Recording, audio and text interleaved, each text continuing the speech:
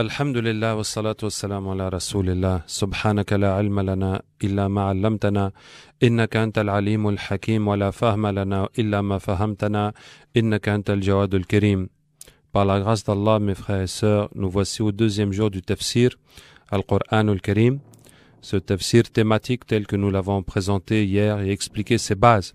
Et nous avons commencé par la grâce d'Allah tabaraka wa ta'ala à expliquer les 5 histoires dans Surat al-Baqarah où Allah fait revivre les morts.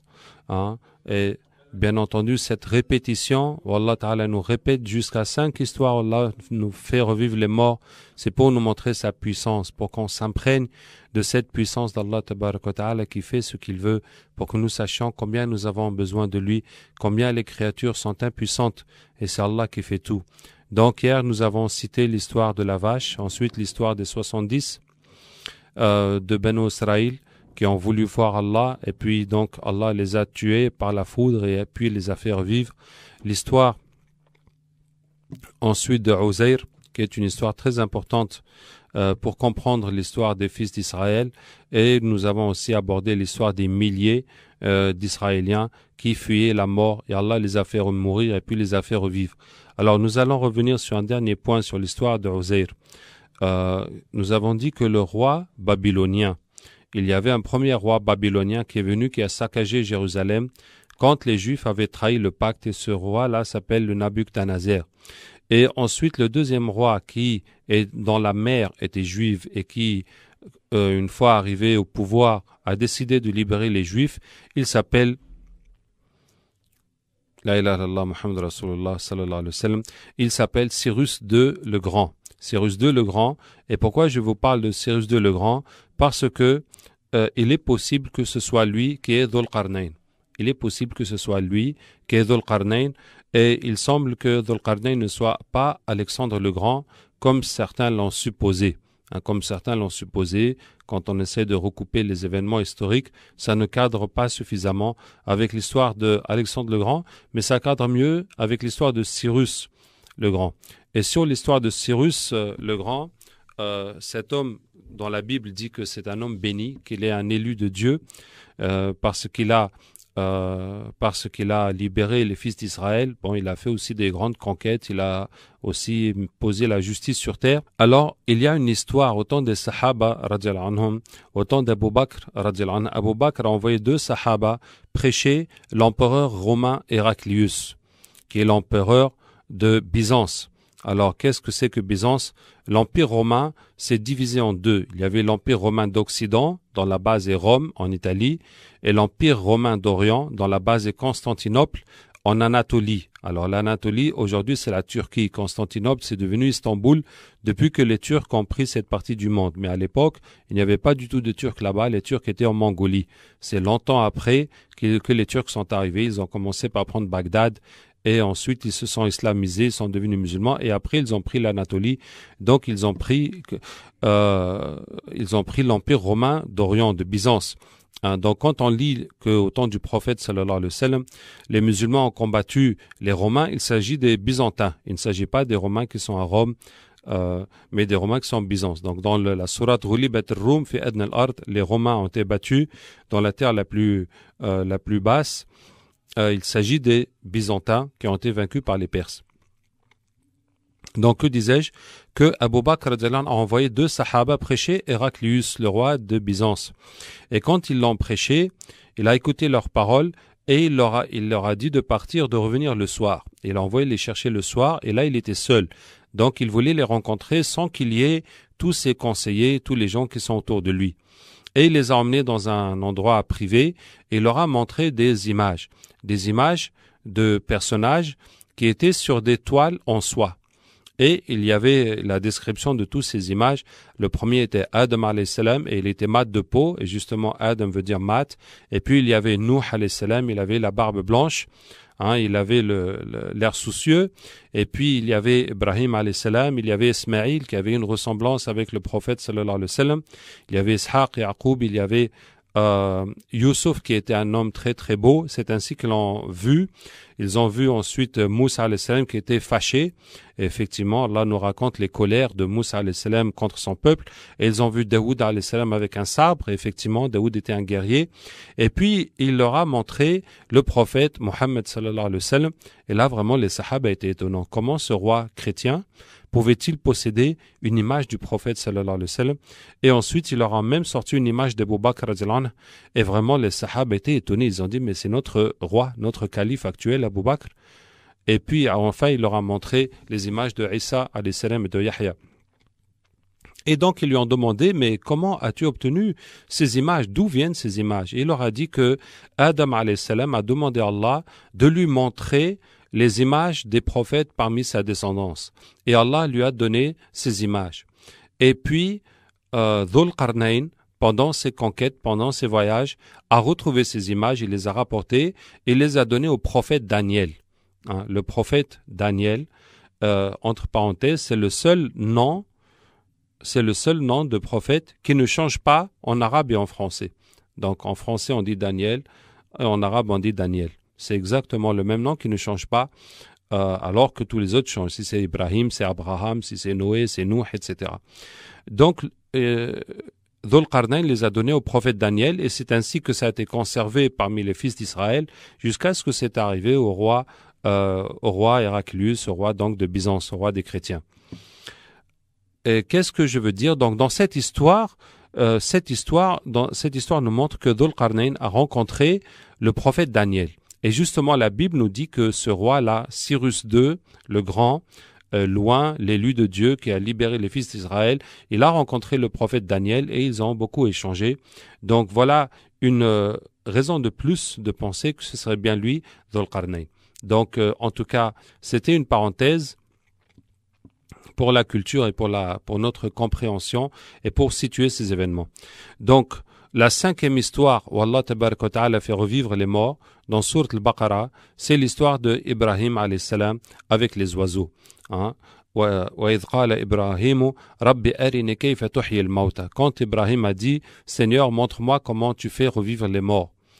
Et Allah lui dit, أَوَلَمْ تُؤْمِنْ, mais n'es-tu pas croyant? قال بلى ولكن ليطمئن قلبي, il dit si, mais pour que mon cœur se tranquillise. Et effectivement, la foi n'a pas de limite. On peut toujours avoir plus de foi et plus de foi et plus de foi.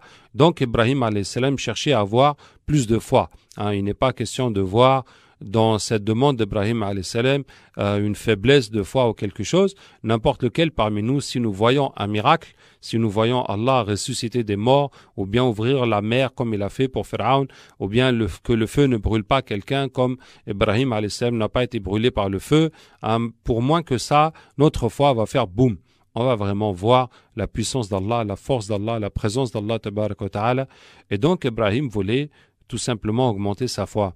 Il a demandé à Allah, et Allah ta'ala lui a dit de prendre 4 oiseaux, de les égorger, de les découper, de mettre une partie sur chaque montagne, sur 4 montagnes, et puis de les appeler, et ils vont venir. Alors, ce que je veux souligner dans cette procédure que Allah ta'ala enseigne à Ibrahim alayhi salam, c'est que c'est quelque chose de très compliqué qu'Allah lui demande. Ça veut dire que si c'était à nous, si la question nous était posée de répondre comment on va faire vivre un mort, eh bien tout simplement on va égorger un mouton et bon peut-être même qu'on va le découper en morceaux si on veut vraiment pousser la chose à l'extrême et puis on va voir comment Allah va le faire revivre. Mais ce sera trop facile. Ce sera trop facile et quand une expérience est facile, quand une épreuve est facile, eh bien elle marque moins. Et plus la personne va souffrir dans l'épreuve, plus elle va travailler, plus elle va se fatiguer, plus cette leçon sera inoubliable. Et c'est ce que j'appelle la pédagogie d'Allah tabaraka wa ta'ala. La pédagogie d'Allah tabaraka wa ta'ala. Je vais vous donner un exemple de cette pédagogie, la pédagogie d'Allah. Je vais vous donner un exemple de la pédagogie du prophète sallallahu alayhi wa sallam. Une fois, quelqu'un vient chez le prophète sallallahu alayhi wa sallam et lui dit à Rasulallah, quand est-ce qu'on prie? C'est quand? Les heures de prière. À quelle heure faut-il faire les 5 prières obligatoires? Et le prophète sallallahu alayhi wa sallam ne dit rien. Et ensuite, chaque prière, il va la faire tout au début de l'heure. Dhuhr, Asr, Maghrib, Isha et Subh. Il va faire chaque prière pendant 5 prières, pendant 24 heures, tout au début de l'heure. Et puis, les 5 prières suivantes, les 24 heures suivantes, il va faire la prière tout à la fin de l'heure. Donc, il fait le Dhuhr quand c'est presque Asr. Il fait le Asr un peu avant Maghrib. Il fait le Maghrib un peu avant Isha. Il fait le Isha jusqu'à minuit. Il fait le Subh jusqu'à ce qu'il commence à faire jour. Et pendant tout ce temps, à chaque prière, les gens sont en train d'attendre quand est-ce que le prophète sallallahu va faire la prière, et il attend jusqu'à la fin de l'heure pour prier. Et quand le prophète sallallahu a fini de faire ses 10 prières, il se retourne vers les fidèles et leur dit: où est celui qui a posé la question sur la prière? Et il dit: c'est moi, ya Rasulallah. Et le prophète sallallahu dit: c'est entre ces 2 temps. Voilà, ça c'est le début de l'heure, ça c'est la fin de l'heure, l'extrême. Dans cet intervalle, c'est là qu'on peut prier. Est-ce que vous voyez la pédagogie du prophète sallallahu alayhi wa sallam? Moi, je ne peux pas imaginer aucun imam sur terre en notre époque qui fasse cela. Qui va faire les 5 prières tout au début de l'heure. Bon, ça encore c'est facile, c'est ce qu'on fait quasiment tous les jours partout. On prie dès que c'est l'adhan, on prie. Mais comme ça, un jour, retarder chaque prière, les 5 prières jusqu'à la fin de l'heure, et les gens sont là pendant des heures, attendent qu'on va faire la prière, ça ce n'est pas possible. Les gens vont se plaindre, mais qu'est-ce qui se passe? Et déjà, si on dépasse même de 5 minutes, ça commence à parler dans tous les coins. Donc, c'était la pédagogie du prophète sallallahu alayhi wa sallam. Pourquoi? Pour que tous ceux qui ont assisté à ces prières n'oublient jamais. On va se rappeler toute sa vie, c'est ce jour-là, où on a passé quasiment toute la journée à attendre quand est-ce qu'on va faire la prière suivante. Et comme ça, tout le monde saura que voilà l'intervalle de la prière, puisque avec le prophète sallallahu alayhi wa sallam même, on a retardé la prière jusqu'à telle heure. Vous voyez? Donc c'est ainsi la pédagogie d'Allah et du prophète sallallahu alayhi wa sallam. Allah et son prophète utilisent des leçons, des façons de nous expliquer pour qu'on n'oublie plus jamais ça. Et donc Ibrahim alayhi salam, Allah lui dit de prendre 4 oiseaux. Ça veut dire qu'il doit lui-même chasser, attraper 4 oiseaux et les attraper vivants. Est-ce que, en tout cas moi, je n'ai jamais eu dans ma vie à chasser les oiseaux, encore moins à les chasser vivants. Attraper un oiseau vivant, encore le tuer avec une flèche ou avec un caillou, peut-être, mais l'attraper vivant, faire un piège. Et c'est pas des oiseaux comme des poules ou un canard ou quelque chose comme ça, ou une dinde, des oiseaux qu'on élève, qu'on peut attraper comme on veut. Non, c'est des oiseaux sauvages qui volent et qui vont pas venir comme ça facilement dans ton piège. Donc, il va falloir attraper 4 oiseaux et 4 oiseaux différents. Peut-être que le pigeon, c'est pas trop difficile. Peut-être que, quel oiseau encore, qu'on pourra attraper un corbeau, mais après, il faudra chercher des oiseaux plus compliqués. Donc, il faut d'abord attraper les 4 oiseaux. Et une fois qu'il les a attrapés, les égorger, les découper, les mélanger, bon, ça, ce n'est pas difficile. Mais après, il faut déposer une partie sur chaque montagne. Il faut déposer une partie sur chaque montagne, et c'est 4 montagnes. Alors là, c'est compliqué, parce que peut-être qu'il y a une montagne à côté où les gens vont pour se balader. Peut-être la 2e montagne n'est pas trop difficile d'accès, mais après la 3e montagne, la 4e montagne, ça va être tout un problème pour grimper au sommet. Aller jusqu'au sommet de la montagne, déposer ces oiseaux. Donc vous voyez que c'est vraiment un travail. Allah ne nous raconte pas combien de temps ça a pris, combien de fatigue, etc. Mais on peut comprendre que ça a été tout un travail pour Ibrahim alayhi salam d'exécuter ce qu'Allah Ta'ala lui a demandé. Et maintenant, arrive le dernier moment, il va se tenir debout entre les 4 montagnes, il pose les 4 têtes des oiseaux à ses pieds, il appelle les oiseaux, et les bouts d'ailes, de pattes, de plumes, etc., viennent en volant de chaque montagne et se recomposent devant lui, et chaque oiseau reprend sa tête, et les 4 oiseaux s'envolent à nouveau.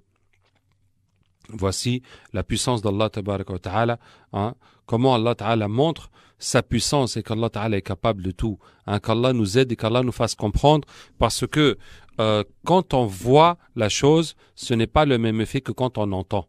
Laysa man ra'a kaman lam yara, on dit en arabe, celui qui a vu n'est pas comme celui qui n'a pas vu. Mais la chose que Allah nous décrit dans le Coran, il faut y croire comme si on l'a vu. Il faut, quand on lit ces versets, se concentrer, s'imprégner, imaginer la scène pour qu'on sente vraiment comment Allah fait revivre les morts. La même façon qu'Allah nous a fait vivre, Allah peut faire revivre les morts. Et Allah l'a fait, bien sûr, après la mort, Allah va le faire, mais dans ce monde même, Allah peut le faire à tout moment. Et à plus forte raison, si Allah peut faire revivre les morts, Allah peut guérir les malades, Allah peut donner du travail ou un mariage à ceux qui ont besoin, Allah peut te sauver de tes ennemis, peut résoudre tes problèmes, etc., etc. Tout le reste est plus simple que de faire revivre les morts. Donc voici les 5 histoires dans Sourate Al-Baqarah où Allah tabaraka wa ta'ala fait revivre les morts. Maintenant, nous allons passer au deuxième thème. Le deuxième thème, c'est le contexte de Sourate Al-Baqarah. Et là, je vais vous parler d'un concept qui est très important, que j'appelle le fil conducteur ou le fil directeur. De quoi s'agit-il? Souvent, quand vous lisez le Coran, vous lisez une partie du Coran, et après vous lisez d'autres versets qui suivent, mais qui semblent n'avoir aucun lien avec ce qui a été lu auparavant. Et puis après, vous lisez autre chose, on dirait que ça parle d'un autre sujet complètement, et puis autre chose, et puis vous continuez comme ça, on dirait que c'est des morceaux qui ne forment pas un tout, où il n'y a pas de cohérence, et vous ne voyez pas de fil directeur, vous ne voyez pas de logique dans tous ces versets. Alors, ce que je veux dire, c'est que si n'importe lequel parmi nous se met à parler de cette façon-là, il dit des choses, puis autre chose qui n'a rien à voir, autre chose qui n'a rien à voir, des paroles qui n'ont pas de cohérence, ou si quelqu'un va écrire un livre ou faire un article ou faire un sermon du vendredi en parlant de choses mélangées qui n'ont pas de lien, mais tout le monde va se dire, mais qu'est-ce qu'il raconte celui-là? Mais il dit n'importe quoi. On ne peut pas écouter quelqu'un comme ça qui va on ne sait où, qui mélange toutes les choses de cette manière. Donc, ce n'est pas Allah tabaraka wa ta'ala qui va parler de cette façon. Donc, soyez sûr qu'il y a une cohérence, qu'il y a une logique, qu'il y a une suite logique, qu'il y a une construction dans le Coran, dans les paroles d'Allah tabaraka wa ta'ala. Et si nous ne voyons pas le rapport, le lien qu'il y a entre ce qui a précédé et ce qui suit, eh bien, c'est notre faute. Ça veut dire que nous n'avons pas compris. Et pour ça, Allah ta'ala nous invite à méditer, à réfléchir sur le Coran. Pas juste passer comme ça.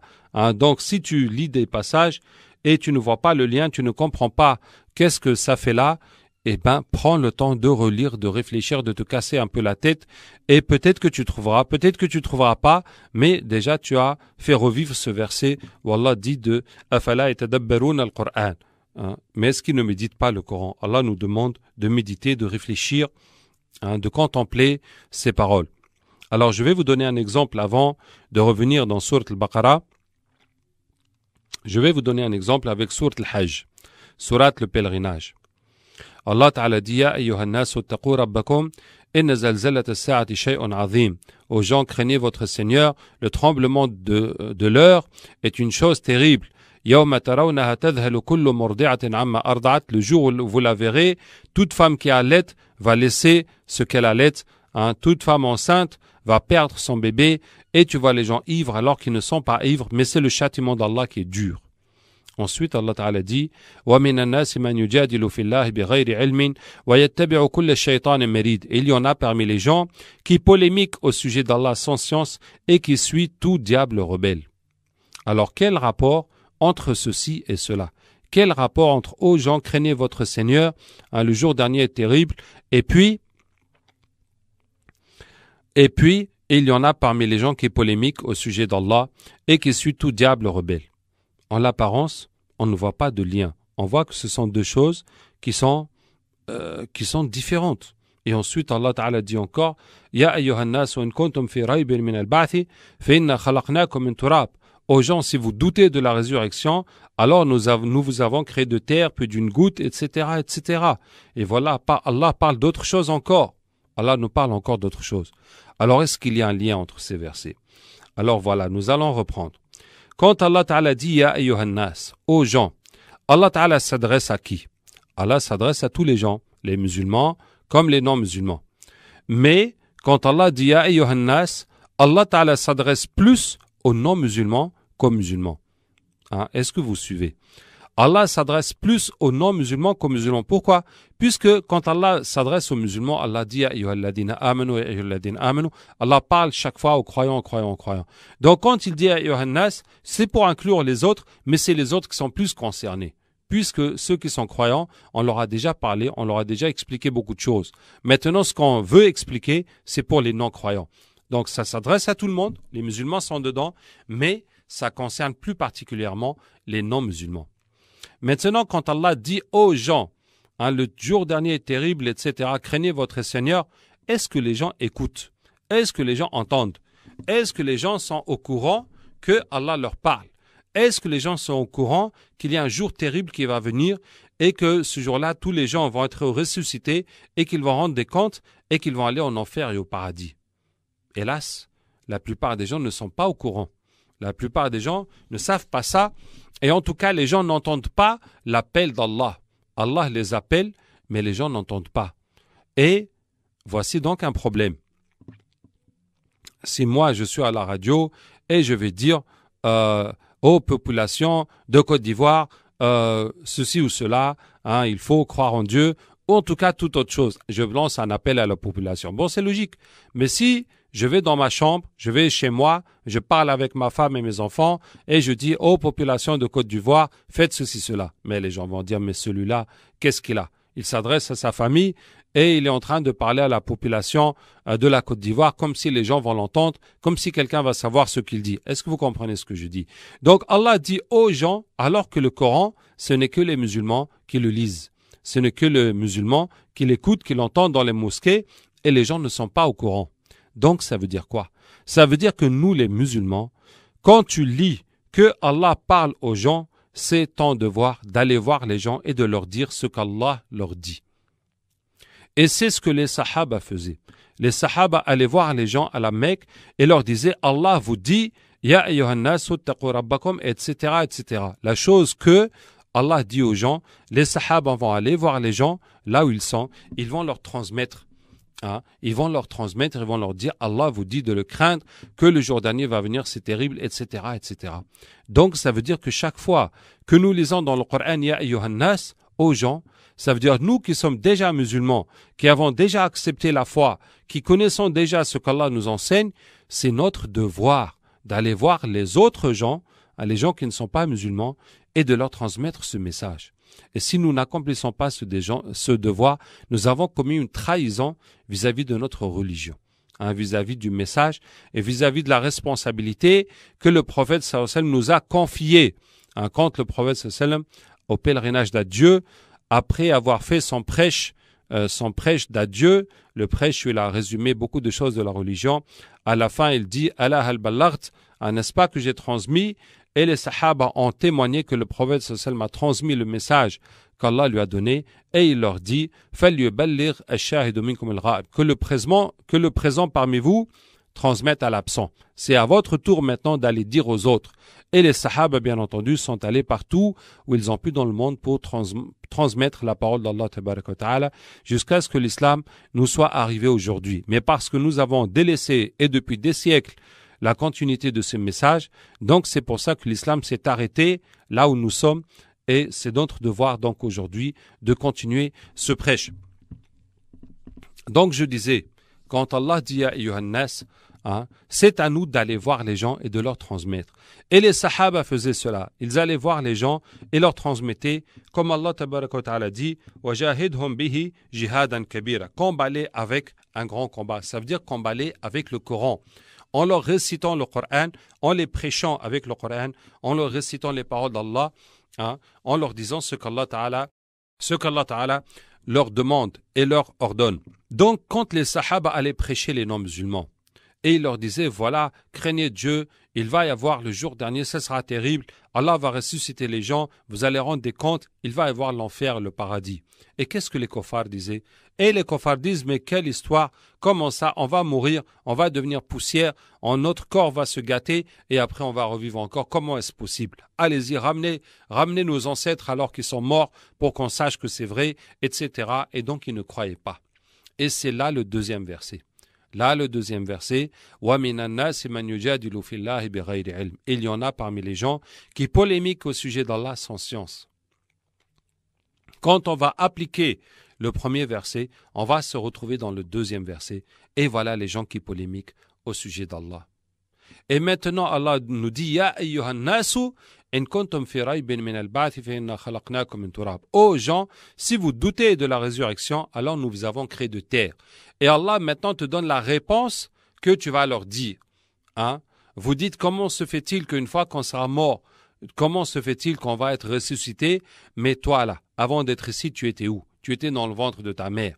Et avant, tu étais dans l'organisme de ton père. Et avant, tu étais où? Et avant, tu étais dans la nature. Hein, tu étais dans le pain, tu étais dans la viande, dans le mouton, tu étais dans les oignons, dans les pommes de terre, tu étais dans les poissons, dans la mer, dans l'air, dans la terre, tu étais dans le soleil, tu étais éparpillé partout. Et Allah t'a réuni de tout ça. Allah t'a ramassé de tout ça et Allah t'a créé un être humain, te voici maintenant. Et de la même manière, quand tu vas mourir et ton corps va se disloquer, va aller en 1000 morceaux, va retourner à la terre et puis Allah Ta'ala va te réunir encore une fois par sa puissance comme il t'a ramené la première fois. Vous voyez? Et la sourate continue dans un enchaînement parfait. Dans un enchaînement logique, dans une suite, et toute la sourate va continuer comme ça, dans un dialogue entre Allah Tabaraka wa Ta'ala et les musulmans et les mécréants. Et Allah montre aux musulmans comment prêcher les mécréants, les musulmans prêchent les mécréants répondent et Allah donne des arguments aux musulmans et c'est comme ça, jusqu'à la fin. Jusqu'à la fin de cette sourate. Donc, voici l'idée, l'idée qui est quoi?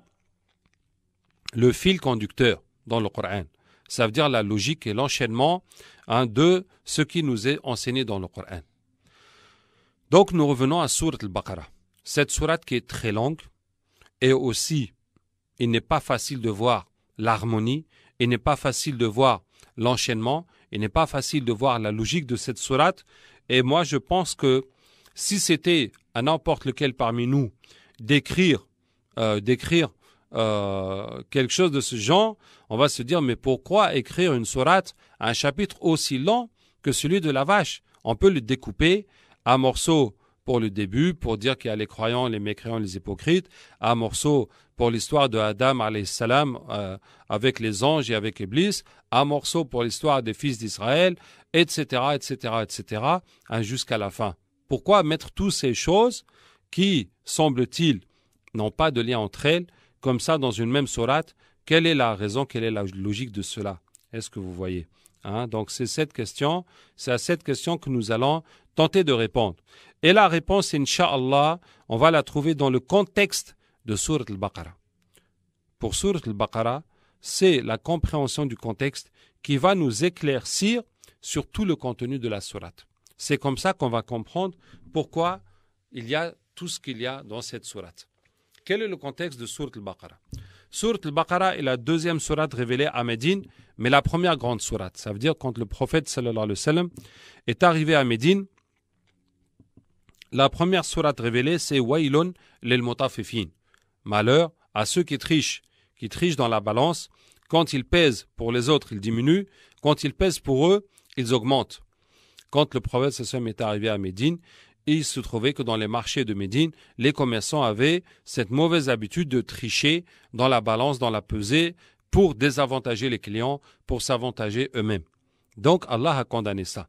Voici une petite sourate, une petite première sourate qui a été révélée. Après ça, c'est Sourate al-Baqarah qui a été révélée. Donc maintenant, tout ce qu'il y a dans Sourate al-Baqarah va s'expliquer par le contexte que le prophète sallallahu alayhi wa sallam et les musulmans vivaient à Médine. Alors, au début de Sourate al-Baqarah, Allah Ta'ala partage l'humanité en 3 catégories. Il y a les croyants, et puis les mécréants, et puis les hypocrites. Et Allah Ta'ala va parler des croyants en 4 versets, et puis 2 versets pour les mécréants, et puis beaucoup plus pour les hypocrites. Beaucoup plus de versets pour les hypocrites. Alors, pour quelle raison? La raison, c'est que à la Mecque, il y avait les croyants, il y avait les mécréants, il n'y avait pas les hypocrites. les hypocrites sont apparus uniquement à Médine. Les hypocrites sont ceux qui font semblant d'être musulmans alors qu'ils ne sont pas musulmans. Ils sont là pour des intérêts. Ce sont des traîtres. À la Mecque, il n'y en avait pas. Parce que personne n'avait d'intérêt à montrer qu'il est musulman alors qu'il n'est pas musulman, puisqu'on va l'attraper, on va le torturer, on va lui faire du mal, et donc il n'y a aucun avantage. Bien au contraire, à la Mecque, c'était les musulmans qui essayaient de cacher leur islam et de se faire passer éventuellement pour des non-musulmans. Comme ce sahabi radiallahu anhu,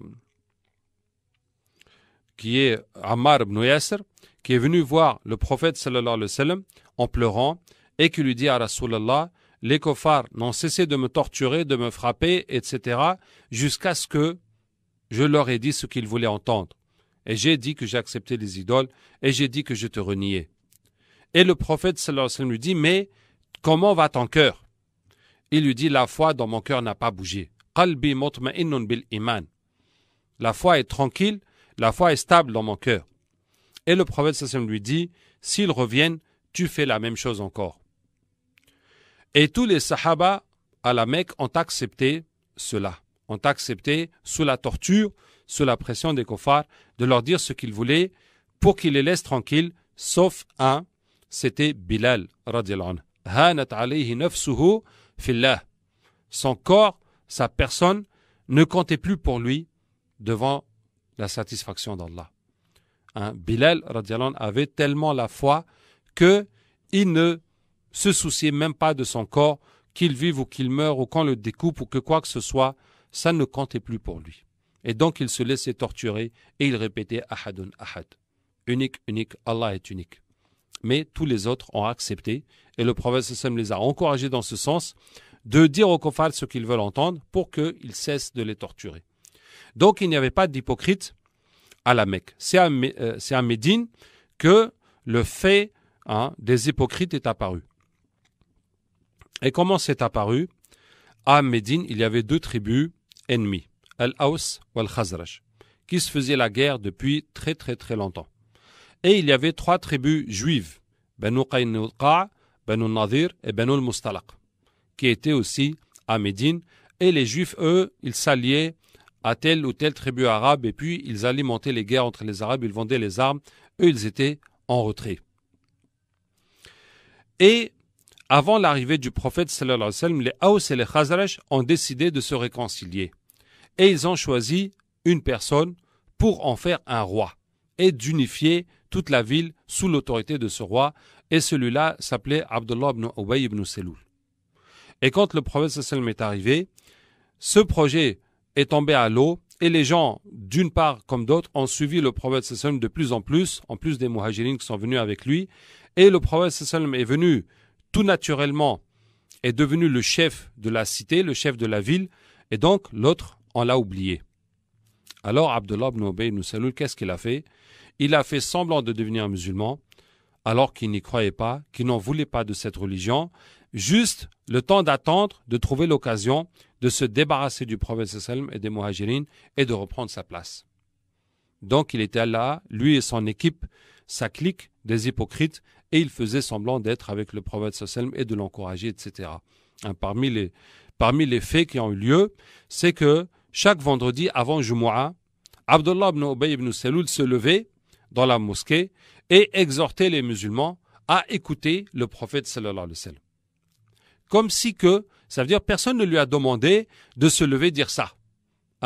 Comme si que le prophète sallallahu alayhi wa sallam avait besoin de sa caution, que lui il est là et dit oui ce monsieur-là est bien, il faut l'écouter. Comme si que les musulmans ou le prophète sallallahu alayhi wa sallam ont besoin que ce gars-là vienne dire que oui vous pouvez le suivre, moi je vous dis que c'est quelqu'un de bien. En tout cas, il faisait ça lui-même, pour se donner lui-même de l'importance. Jusqu'à ce qu'il y a eu la bataille d'Uhud. Et à la bataille d'Uhud, Abdullah ibn Ubay ibn Salul a fait défection avec le tiers de l'armée. Les musulmans étaient 900 en allant à la bataille, et lui il s'est fâché, on y reviendra Inch'Allah dans le sujet de la bataille d'Uhud. Il a dit mais pourquoi on va faire la guerre, c'est pas normal, etc. Il est revenu et il a pris avec lui le tiers de l'armée. Et à partir de là, le vendredi suivant, quand il s'est levé à la mosquée encore pour défendre le prophète sallallahu alayhi wa sallam, il y a un sahab qui s'est levé, qui lui a dit « Tais-toi, assieds-toi, on n'a plus besoin de tes paroles, toi tu nous as trahis la semaine dernière, alors tu te tais. » En tout cas, voilà, les hypocrites sont apparus à Médine.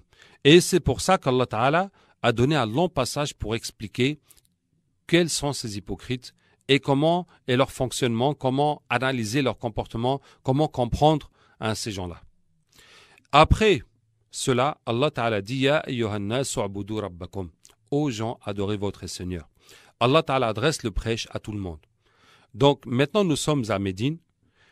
Dans cette ville, il y a les musulmans qui sont venus avec le prophète sallallahu alayhi wa sallam, il y a les gens de Médine qui ont accepté l'islam, il y a les féticheurs, il y a les arabes qui ne sont pas encore islamisés au début de l'arrivée du prophète sallallahu alayhi wa sallam à Médine, il y a aussi les hypocrites qui ont fait semblant de devenir musulmans, et il y a les juifs. Donc il y a toutes ces catégories de gens. Allah Ta'ala les prêche tous. Ya ayyuhan nasu u'budu rabbakum, adorez votre Seigneur. Et quel est l'argument? Alladhi khalaqakum walladhina min qablikum la'allakum tattaqun. C'est lui qui vous a créé, vous et les gens avant vous. Voilà l'argument pourquoi il faut adorer Allah et ne pas adorer autre chose, parce qu'il est le créateur. Et puis Allah dit wa in kuntum fi raybin mimma anzalna ala 'abdina fatu bi suratin min mithlihi. Si vous avez un doute de ce que nous avons révélé à notre serviteur, amenez donc une sourate pareille. Donc, adorez votre Seigneur et suivez son prophète, Muhammad sallallahu alayhi wa sallam. Et voilà la preuve que c'est bien un prophète, c'est le Coran. Le Coran qui est inimitable. Et Allah leur dit, produisez ne serait-ce qu'une sourate pareille. Si vous dites que c'est un homme qui a inventé ça, qui a écrit ça de sa tête, eh bien faites pareil, faites comme lui, allez-y, tous. Vous n'avez qu'à vous entraider. قل إن اجتمعت الإنس والجن على أن يأتوا بمثل هذا القرآن لا يأتون بمثله ولو كان بعضهم لبعض ظهيرا. Dans un autre verset, Allah dit si les hommes et les djinns se réunissaient pour produire un Coran comme celui-là, ils ne pourraient pas le faire, même s'ils s'entraidaient tous pour le faire. Soit dit que le Coran a été révélé pendant les 23 ans de la prophétie, 13 ans à la Mecque et 10 ans à Médine. Et pendant la période les 13 années à la Mecque, il y a 60% du Coran qui a été révélé à la Mecque.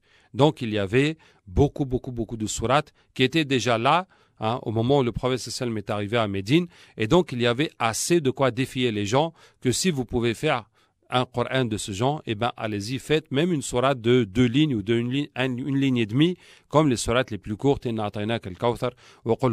Effectivement, personne n'a pu relever ce défi. Ensuite, Allah Ta'ala raconte l'histoire de Adam alayhi salam. Pourquoi l'histoire de Adam? Allah s'adresse aux gens et on appelle les gens à être musulmans, à croire en Dieu, à suivre le prophète. Et maintenant, Allah va leur raconter comment tout a commencé, comment Allah les a créés et pourquoi Allah nous a mis sur terre. C'est comme ça la continuité, la logique de la chose.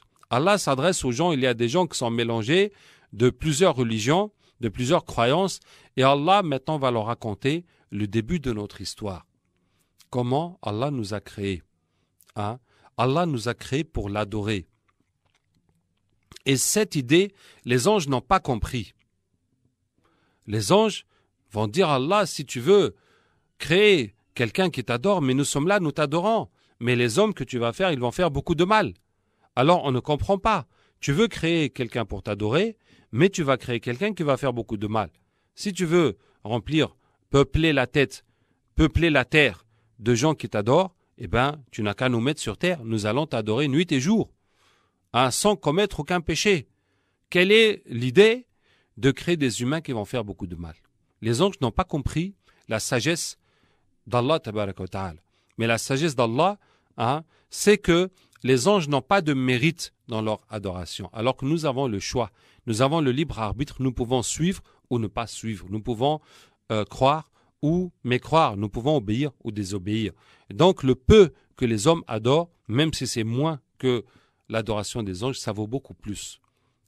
Par ailleurs, c'est l'homme qui est apte à habiter sur terre. Parce que l'homme a besoin de nourriture, a besoin d'affaires, l'homme peut fabriquer des choses. Les anges, ils sont bien dans le ciel, là-bas, ils n'ont pas besoin de manger, ils n'ont besoin de rien. Ils sont là, tout simplement en train d'adorer Allah.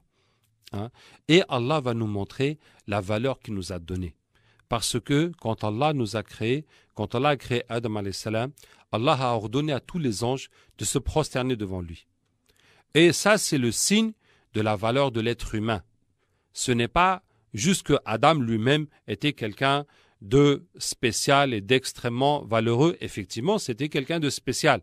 Mais la prosternation des anges devant Adam alayhi salam, ce n'est pas pour sa personne en tant que telle, mais c'est du fait qu'il représente le genre humain, cette nouvelle créature qu'Allah a créée. Donc, mes frères, mes sœurs, quand on pense que Allah a demandé aux anges de se prosterner devant nous à travers leur prosternation devant Adam alayhi salam, ça veut dire, c'est dire la valeur qu'Allah nous a donnée à chacun de nous. Et cette valeur qu'Allah nous a donnée, nous devons nous poser la question, qu'est-ce que nous en avons fait? Ce que je suis, à l'heure où je suis, dans ma vie, est-ce que j'ai fait ce qu'Allah veut de moi? Est-ce que j'ai mis en valeur cette valeur qu'Allah m'a donnée? Ça veut dire ce que je suis devenu, ce que je suis dans ma vie, je vaux plus que ça. Je vaux plus que ça. Allah m'a donné le potentiel et l'aptitude de faire mieux que ça. Il ne tient qu'à moi de mieux gérer ma vie, de mieux adorer Allah, de mieux faire du bien, de mieux apprendre, de mieux prêcher, de mieux pratiquer, etc.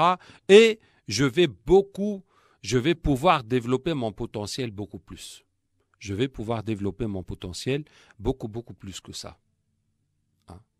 Donc vraiment, cette valeur à laquelle Allah nous a mis, on ne peut jamais être satisfait de là où nous en sommes.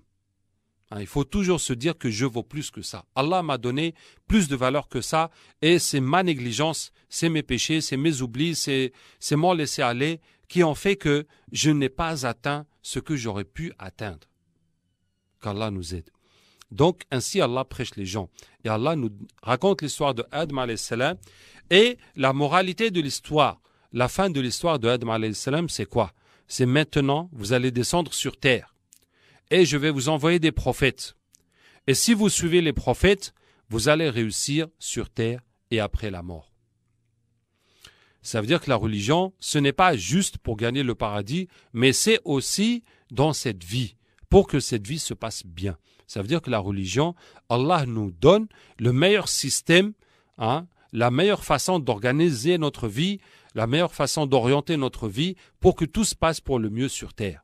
Sans compter qu'en plus, Allah va nous récompenser dans l'au-delà par le paradis. Et ceux qui ne vont pas croire, qui ne vont pas suivre les prophètes, ils vont souffrir dans ce monde et dans l'au-delà. Voici la conclusion de l'histoire de Adam alayhi salam. Et voici où nous en sommes, que maintenant le prophète est là, la révélation est là, vous êtes là, ceux qui vont suivre, ils vont gagner dans ce monde et dans l'au-delà, et ceux qui ne vont pas suivre vont perdre dans ce monde et dans l'au-delà. Est-ce que vous voyez la logique de Surat al-Baqarah? Donc nous sommes dans une logique où le prophète sallallahu arrive à Médine, il y a toutes ces communautés de foi qui sont différentes, et Allah Ta'ala répertorie ces communautés et explique aux musulmans quels sont les hypocrites. Allah invite tout le monde à croire en lui, à suivre le prophète, et Allah va les prêcher à travers l'histoire de Adam alayhi salam. Après l'histoire de Adam alayhi salam, Allah raconte l'histoire des fils d'Israël. Pourquoi?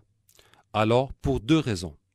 La première raison, c'est qu'il y a les Juifs à Médine.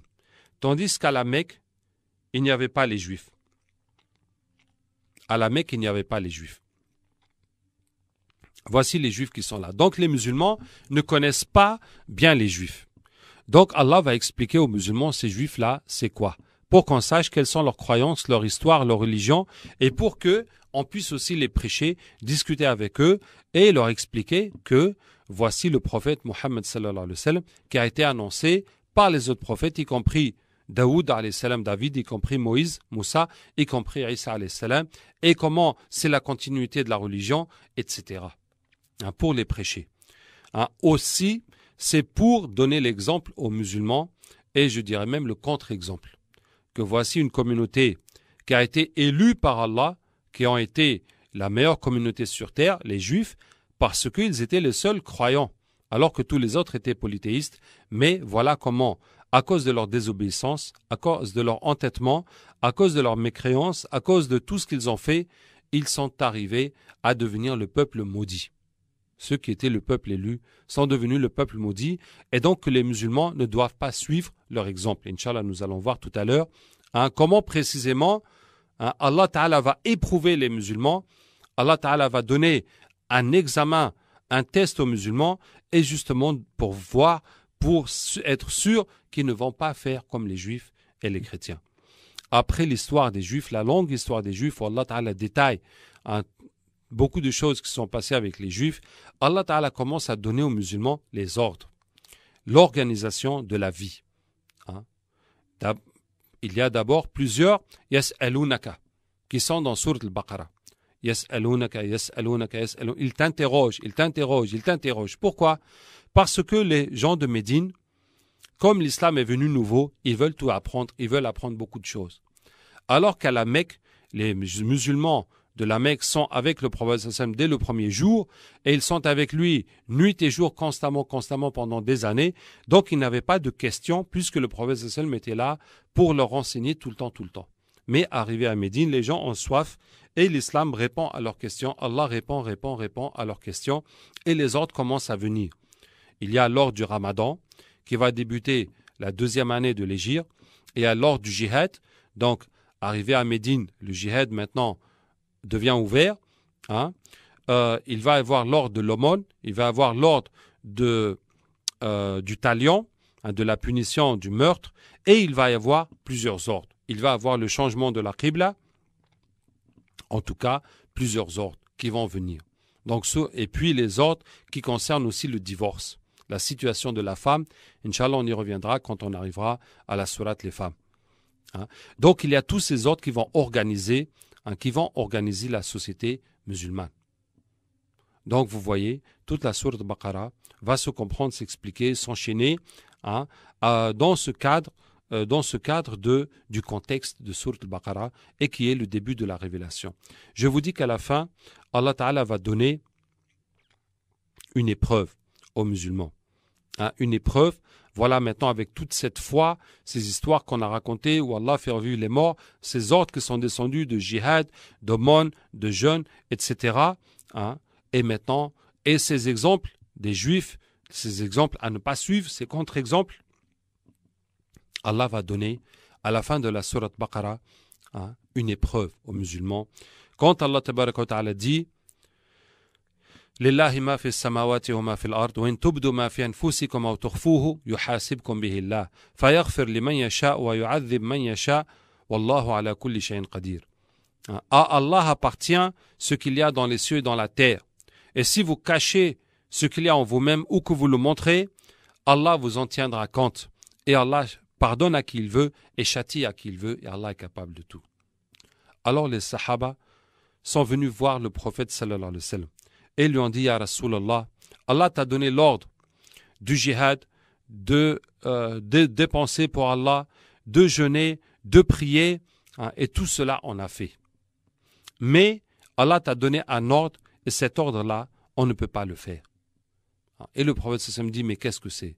Et ils disent: voilà, Lillahi ma fis samawati wa ma fil ard. À Allah appartient ce qu'il y a dans les cieux et dans la terre.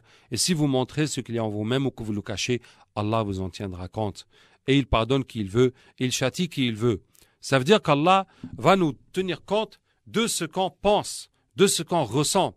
Si tu as une mauvaise pensée, quelle que soit la nature de cette mauvaise pensée, Allah va te dire pourquoi tu as pensé ça, et tu vas avoir des péchés pour cette mauvaise pensée.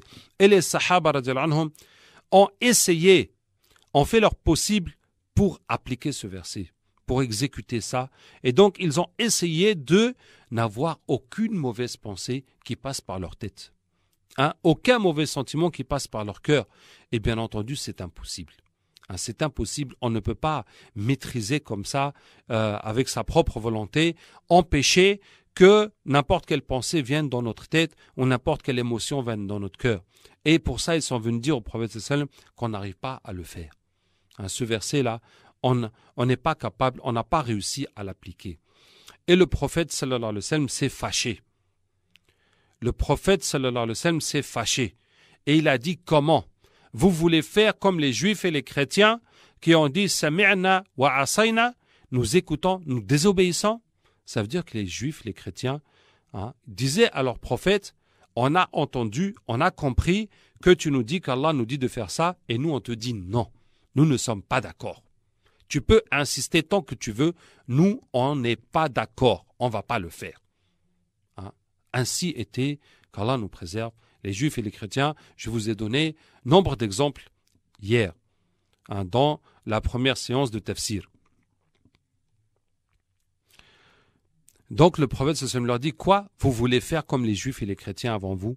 Dire, nous écoutons, nous désobéissons. Dites plutôt, Sami'na wa ata'na ghufranaka rabbana wa ilayka al-masir. Dites plutôt, nous écoutons, nous obéissons, nous nous soumettons. Pardonne-nous notre Seigneur, c'est vers toi le retour. Hein? Et les Sahaba se sont soumis, ont accepté cet ordre et de se soumettre à la volonté d'Allah tabaraka wa ta'ala, sachant que c'était impossible pour eux d'exécuter cet ordre. Donc maintenant, ils ne pouvaient que attendre la punition d'Allah ou qu'est-ce qu'Allah ta'ala va décider. En tout cas, ils se sont résignés. Ils se sont résignés. Quand ils ont accepté et qu'ils ont dit ça, Allah tabaraka wa ta'ala les a félicités. Allah ta'ala a montré, Allah a descendu un Coran qui va être témoin jusqu'au jour dernier de leur foi, de leur soumission. Pour que toutes les générations qui vont venir jusqu'à la fin du monde sachent ce que ont fait les Sahaba. Et ce que Allah a dit d'eux. آمن الرسول بما أنزل إليه من ربه والمؤمنون. Le messager a cru à ce qui lui a été révélé par son Seigneur, ainsi que les croyants. Ils ont cru, ils se sont soumis, ils ont accepté la volonté d'Allah. Allah nous montre leur foi, amana. Ils ont cru, ils ont eu la foi, et eux, les croyants, al-mu'minun. Allah dit, eux, c'est des vrais croyants. Voilà les croyants. Comment ils se sont soumis à l'ordre d'Allah tabaraka wa ta'ala, quelque chose qui était impossible. Qui est impossible, mais ils l'ont accepté. Ils ont accepté, ils se sont soumis. Allah ta'ala est fier d'eux. Allah est content d'eux. Allah est satisfait d'eux. Et Allah leur donne en exemple. Et Allah les félicite, hein, les loue. Hein. وَالْمُؤْمِنُونَ كُلٌّ آمَنَ بِاللَّهِ. Tous ont cru. وَقَالُوا سَمِعْنَا وَأَطَعْنَا غُفْرَانَكَ رَبَّنَا وَإِلَيْكَ الْمَصِيرُ. Et Allah dit, voilà ce qu'ils ont dit. Voilà comment ils se sont soumis. Voilà comment ils ont accepté la volonté d'Allah tabaraka wa ta'ala. Et puis, Allah a changé cet ordre, nasakhaha. Allah a abrogé ce verset quand Allah dit La yukallifu Allahu nafsan illa wus'aha. Allah ne charge une personne que ce dont elle est capable. Donc, Allah ne va pas nous donner une obligation qu'on ne peut pas faire. Donc, Allah ne va pas nous demander de contrôler nos pensées et nos sentiments parce que Allah sait que c'est impossible. Laha ma kasabat wa alayha ma iktasabat. À elle, ce qu'elle a acquis comme action ou comme parole, les paroles, ça fait partie des actions, et contre elle, ce qu'elle a acquis comme action ou comme parole. Ça veut dire qu'Allah ne va pas nous demander compte pour nos pensées, pour nos intentions, tant qu'on n'a rien fait. Pour nos sentiments, tant qu'on n'a rien fait, seulement pour nos actes. Donc Allah a abrogé ce verset que Allah ne va pas vous demander compte pourquoi tu as pensé à telle chose ou pourquoi tu as eu tel sentiment. Seulement si tu as fait. Tant que tu n'as rien fait, tu n'as pas de péché. Et voilà comment Allah tabaraka wa ta'ala a accordé, comment Allah ta'ala a fait ce test, cet examen aux Sahaba radiyallahu anhum et comment ils ont réussi. À la fin de Sourate al-Baqarah, vous voyez toute cette sourate, toute la richesse et les enseignements qu'il y a dans cette sourate et ces versets qu'ils ont appliqués, qu'ils ont bûchés, tous ces nouveaux ordres de jihad, de dépenser pour Allah, de jeûner, etc., les lois qui viennent, les exemples des juifs et des chrétiens qu'il ne faut pas suivre, à la fin, Allah leur a fait une épreuve et ils ont manifesté leur soumission et leur acceptation et leur résignation et leur confiance en Allah tabaraka wa ta'ala et ils se sont démarqués